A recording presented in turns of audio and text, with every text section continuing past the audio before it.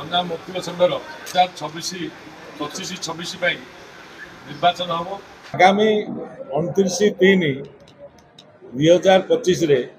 आम संघर 4टी कर्मकर्ता निर्वाचन हम सभापति उपसभापति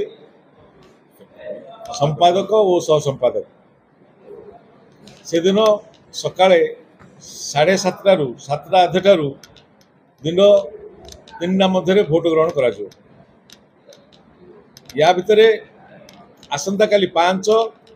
6 एवं 7 ये तीन दिन आमर नामांकन पत्र ग्रहण करा जो माने आमर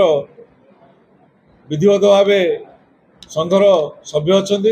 से माने तांकर प्रस्तावक एवं समर्थक सह विधिवत कागजपत्र नहीं आसे कागजपत्र अर्थ तांकर परिचय पत्र एवं आईन परिषद नंबर आमर वकील संघर भोटर तालिका नंबर नहीं आसवे एवं एठी तांकर नामांकन पत्र दाखल करिवे। तापर दिन आमे से 9 तारिख दिन आमर सही नामांकन पत्र गुड़िक जांच हम जांच पर 12 तारिख दिन जो मैंने से प्रत्याहार करने चाहते प्रत्याहार करेंगे एवं 13 तारिख दिन फाइनल भोट ये प्रार्थी तालिका प्रकाशन पाइब। राज्य आईन परिषद कड़ाकड़ी निर्देश अच्छी जे